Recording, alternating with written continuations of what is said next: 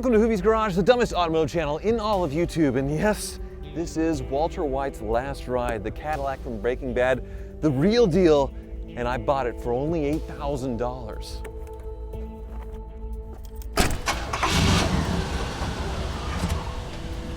And it stalled out. There we go.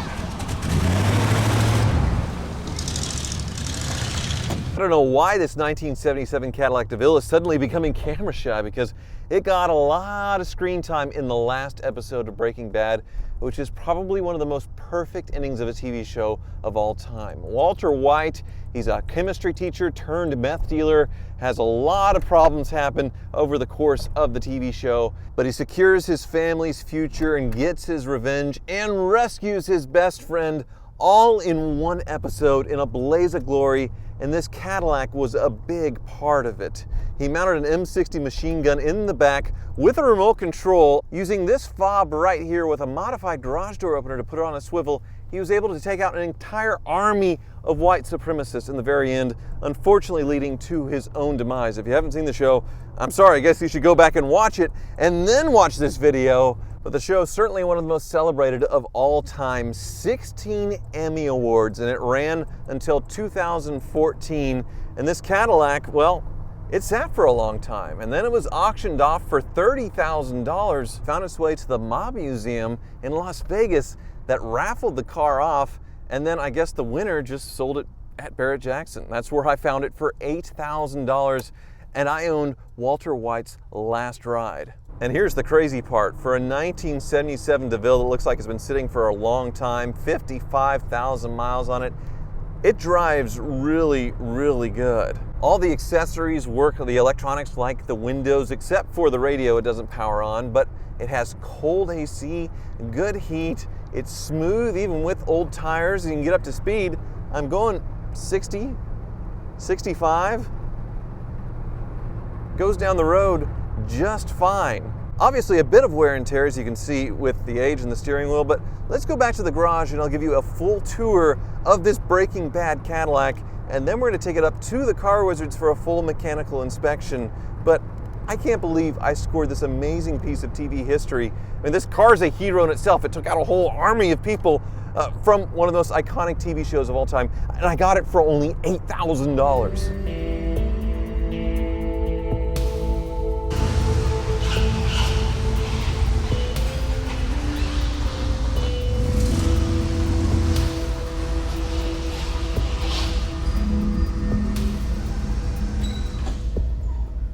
We all have our bad habits that trigger negative patterns in our life, and for me, it's dwelling on the past and torturing myself with frustration over it. Things like I wish I had done more for my grandmother before she passed away, or I'm up all night thinking about that person that scammed me out of $100,000 a few years ago. I was even still hanging on to a con artist when I was just starting out in the car world as a dealer who sold me 3 junk cars and almost ruined my business. Now this was way, way back before YouTube, and nowadays bad cars make for good content, so that's a good thing. But back then, I would get so angry at myself, so frustrated at my failures that I just couldn't get past it. And that is where therapy has helped me, where I don't feel bad about really talking it out with someone outside of my bubble of friends that listens and understands and gives me the right advice to let go. I found my therapist on BetterHelp, the sponsor of today's video, and they're on a mission to make starting therapy easier. They'll connect you with a licensed therapist who's trained to listen and give you helpful, unbiased advice just by filling out a questionnaire, and you're matched with a therapist in as little as a few days. With over 7,000 reviews and a 4.3 rating on Trustpilot, BetterHelp is a platform you can trust. Click the link in the description or go to betterhelp.com/Hoovie'sGarage to get 10% off your first month of therapy. Of course, the most famous car in Breaking Bad is the Pontiac Aztek. And the thing about casting cars, it really can tell a story about someone. And Walter White, a chemistry teacher that just hates life, it makes sense that he would pick a really boring, terrible Pontiac Aztek because he doesn't care. This DeVille didn't show up until the last episode, and it was just a car for him to drive with all the weapons in the back when he made the gun deal, if you will. wheel. He left a Volvo in the parking lot and drove off in this, went by his house one last time, and then staged his revenge using this Cadillac. And yes, it is huge, but this is actually the first year of the 5th generation DeVille, where they shortened it about 10 inches from the previous generation. It's crazy how big these things were. They shrank even more in 1985, and then by 2005, the DeVille name was gone, dropped for DTS. 1959 until 2005, so a very long run.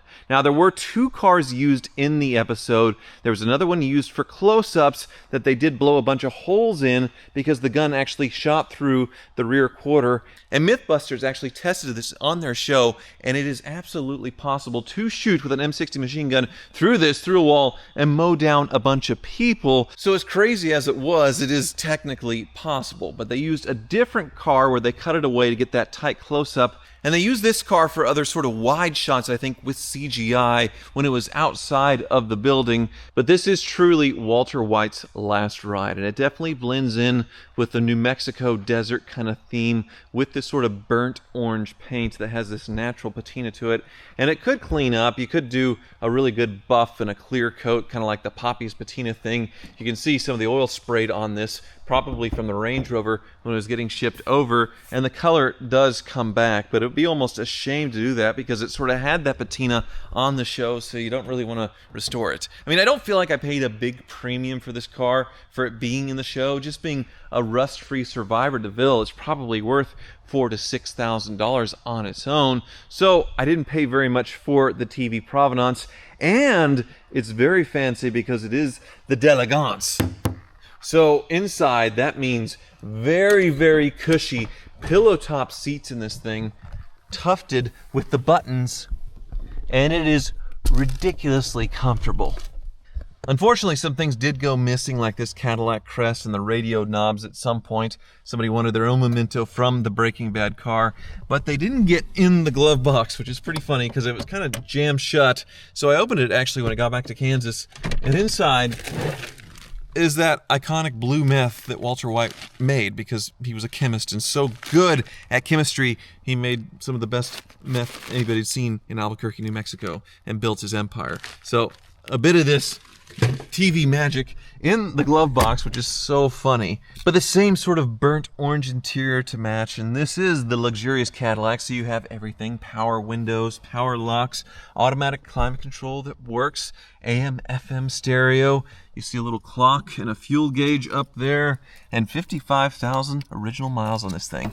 But the knobs, it's too bad it's missing on the radio because they put fake wood trim even on the knobs right there, which is just so goofy. One thing I wouldn't mind doing is replacing this seal right here because it does let a little bit of wind go through, but otherwise it does drive smooth and quiet. It has this weird window tint on it, which is actually the same as what it had in the show, so it really does match up the car. But when you go in the trunk, unfortunately, no M60 machine gun. Nothing really in here but a car cover. You do have the owner's manual, and you have the crest that has fallen off from the trunk here, so that didn't get stolen, thankfully. But I do think I want to make the prop at some point with the garage door opener and like a prop M60 to put right here to really make it as screen accurate as possible. But even the soft close works. That latches down the trunk so you don't have to slam it. A Cadillac calling card. But it's just such a cool, imposing boat of a thing, and I love the taillights with the Cadillac crest. You go up the side, you have these hubcaps with white walls and very ancient tires that I probably need to replace even though they drive smooth.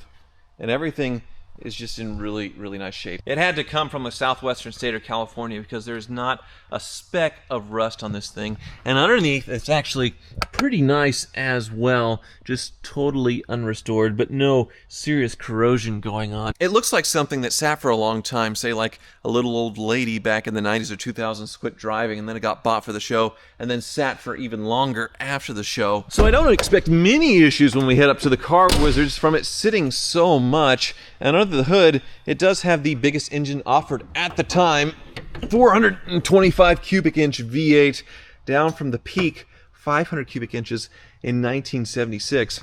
But during this time, you could also get a V6, you could also get the infamous 350 diesel, which was just a nightmare. They were trying to make these things more fuel efficient in the fuel crisis in the late 70s, even though these cars were totally massive and they were just total dogs of engines. So it's good that it got this 425 cubic inch V8, which is somewhere underneath all that grime. Nice that it has a little battery cutoff from sitting so much, but I don't want to dive into the engine too much. Man, those are strong hinges.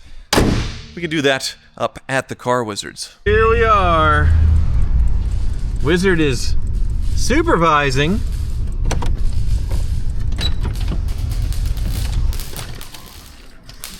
Wizard? What are you doing? I was making sure he's welding it right over there. I don't think you're supposed to be looking at it without a mask. That's an old wives' tale. Are you seeing it? Okay. Well, your retinas don't look burnt. No. Well, speaking of burnt, here is a burnt orange Cadillac. Does it look familiar? It does. This looks like about a 77. Indeed. The way I can tell is the rear wheel is closer to the back seats than the older models. Oh. Didn't you have one of these not too long ago? But it was like an 80s model. I had, yes, the Brougham. I also had the 76. Yes. So I've had many, but this one's pretty special, Wizard. This is Walter White's last ride. So the last episode of Breaking Bad. Really? He drove this to the final scene where he killed everyone with the machine gun mounted in the trunk. That's this car in the film. This exact car. This exact car. I got it for $8,000. Holy cow, that's crazy. I know, isn't it cool? It's totally messed up, man. Well, you say that. Actually, in the glove box, there was a little thing. I think I can pay you with this rather than money since I've run out of store credit. But here is the meth blue that he would make. Goodness. That was so good because he was a chemist. Should I try some? Go for it.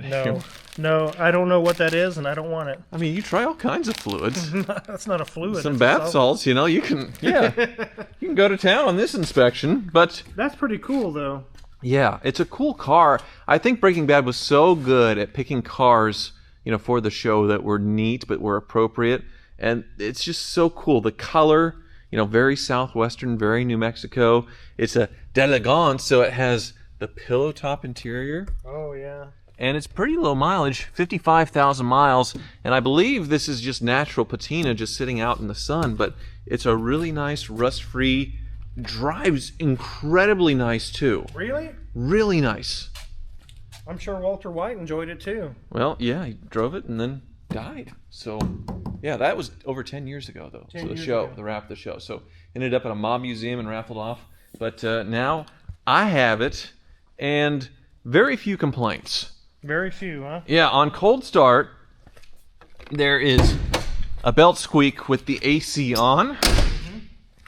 But the AC even works, Wizard. The heat works. The automatic climate control all works. That's the old A6 compressor. Yep. So this is the year they started out with a 472, then they went to a 500 V8, and then because of emissions, they used the same block, but they went down. This is probably a 425. 425, yeah, but still looks every bit as big. Then they went to a 368 or something like that, but this is the 425 era. Yeah, I think that belt, I don't know. Belt might be a little tired, or my AC compressor, because it's up top here, right? It's just tired. It's gummy and stretchy. Yeah. It needs a new belt. That'll solve that. And then I have cold AC without any noises. There's no complaints. I imagine it's leaking a little bit, but I didn't notice anything. It drives straight. Everything cruise works. Everything works except the radio. And somebody stole the knobs off the radio, probably because they wanted a piece of the Breaking Bad car. So the knobs are long gone, but the radio doesn't power up, doesn't do anything. But everything else, all the windows, all the electronics, it's good. That's crazy. What did you pay for it? $8,000. $8,000? Mm-hmm. Well, the car normally wouldn't be worth that, but because of its provenance, I would say for sure it's probably worth $8,000 at least. I guess, I mean, even if it weren't the Breaking Bad car, it'd probably be worth, I don't know, $6,000-7,000 as a rust-free, low mileage, cool color d'elegance, maybe. Yeah, maybe, yeah. So very slight premium for considering how important of a car this is. Mm-hmm. So another thing I see is it looks like a mouse has used this as a latrine or restroom. Ugh, there's tons of poop. Oh, wow, that's even more than the last one. Hantavirus, get away. Okay, it has been sitting a lot, so Yeah, there's... Well, you said it came from the Southwest, Mm-hmm. and that's where the hantavirus is. Oh, wonderful. But it comes with the fob that he used in the show, and no machine gun damage. They actually used a different car to actually destroy when the gun went off. But look. That even works. Even that works, yeah. It has a car cover. Mm-hmm. Some paperwork, the manual. Yeah. Owner's manual. So, I don't think there's going to be a lot for you to do on this sucker. Maybe not. I guess we could get in the air and take a peek. Sure. Wizard bought a place in Las Cruces, New Mexico. See much meth there? Where isn't there meth in America anymore? But yeah, I'm sure there's a lot there. I don't look for it. I don't know where it is. I wouldn't know, but I'm sure it's there. Well, the show took place in Albuquerque, which is, what, like 3 hours away, 4 hours away? 3 hours north, and Albuquerque is known. That's what gives New Mexico a bad rap, is Albuquerque, really. Right. Okay, well, up we go. All right. One thing that's kind of strange right off the bat is I don't understand why there's a bungee just hanging there. The battery doesn't go there. Weird. Okay. Kind of strange. Well, I don't see any leaks from the radiator or anything. you're not worried about the danger? No. Because I am the danger. You are. I can also tell it hasn't had an oil change in a very long time. Holy smokes. Well, yeah, at least the filter. 2 or 3 years or more. Wow. Okay. Well, we'll definitely do that. There's a little bit of crust going on here, but I probably wouldn't worry about it. Just do an oil change. It's not dripping or anything. Yeah, just amazing, like 40, 50 years of buildup there, huh? Yeah. The fuel pump's doing fine, not leaking. Obviously, it's working fine. You got here. Are the welds this sloppy on Cadillacs from the factory? Yeah, that's pretty typical. Wow. Look at that. It looks like splatter. Just I know. They were in a hurry in the 70s to get home and crack open a beer, I guess, huh? these shocks look like they're blown out. Still rides good. Yeah. Huh. This looks like a totally original Survivor. Like it was driven 50,000 miles until, mid-80s and then just parked. I can tell it's had new rotors, new pads, and new calipers, and new hoses. Well, that's awesome. Okay. So the brakes are brand new in the front. There's a little bit of seepage here going on. That's probably just the oil pan gasket. So that would be kind of a big job. You see, there's not much room to get the oil pan out. Yeah. And the pan, I don't know if you'd want to put that money into it or not, but Probably not, but the starter's really getting a coating. that's valve cover gasket. You can see through here. Oh. If you look back here, Yeah. Sure enough. corner of the valve cover is just splooging out oil. That'd be a little easier to do. Yeah. And then you can get the hantavirus out of the intake, I'll right? be having to wear a mask or something on that. Yeah. Okay. What is that? Well, they just use that to stop it from, I guess, stop up the leak there on the... What is this, a cable? This is speedometer cable. Probably the drive gear seals like an O-ring is bad and just pours transmission fluid out. So that's leaking, and also the pan gasket Well, that's cute. So that was their fix. to get it across the auction block. Was just to wad up some paper towels there. Okay. That's actually one of those little pads I have on top of my... Oh, the drip pads? yeah, it's a Okay. drip pad. Super absorbent. So that's a big gusher of a leak there. It definitely is. Okay, so we probably need to do that in a transmission service, at least. U-joints are good. The double cardan joint is in good shape. I need to remember that for all my other leaky cars. We don't have to fix them. You can just wad a pad in there every couple of months That's for me. not good for my income, Okay. though. There's another double cardan joint. Yeah? It's not loose. The exhaust, that's why it sounds so bassy. Like Yeah. it's just completely blown out. It's gone. Okay. Well, sounds kind of menacing that way, Yeah, it does. but I wouldn't Uh-oh. mind it. Uh-oh. That's it just recently just blew So out. I just exploded that shock. You did. And the fronts were nasty too, so Mm-hmm. I need them all around, huh? I would say so. This one's just starting. Okay. The brake drums are not leaking, and obviously they're working, so they're probably fine. They probably went through the brakes, I would guess. Yeah. If they did the fronts. They just put new shoes inside, it's still ugly on the outside, right? Yeah, let me see if they did the brake hose for the back. So it's here, and it's still got the old original hose. Oh, so they didn't do it. Okay. Just the fronts, probably. All right. Fuel tank is fine. Nothing's leaking here. Okay. Not bad. And no evidence of any kind of, I guess, filming mounts or any kind of weirdness at all. No, not really. This is just like a Cadillac that sat in the desert for decades, basically, huh? Mm-hmm. It's got a really cool story to it. Yeah. Well, I feel like to be a steward of this car, I do need to definitely address the transmission leak. Mm-hmm. The shocks, yeah, I mean, Do all 4 shocks and the I think transmission? so. And probably leave the oil pan, but then do the valve cover since it was leaking so bad in the starter. Okay. And that would clean up the top and get all the rodent crap out of the way. So And get the belt on the AC and... yeah. And then it's a car. Oil change for the Oil first time in change. years. Mm-hmm. Nothing too extreme price-wise, right? No, I would say definitely under $2,000, probably around 1, somewhere between 1 and 2 for everything involved. And I'll be under 10 grand into Walter White's last ride. Very, very easily will be so, yes. Wow. This is so cool. How do you keep scoring like this? I mean, I don't know. I don't have a big donk right now. So this definitely fills a very hoopty hole for me. And this is, well, the term hoopty originated with cars like these. Mm-hmm. So it definitely fits in the garage, and I'm very happy to have it. Thank you so much for watching.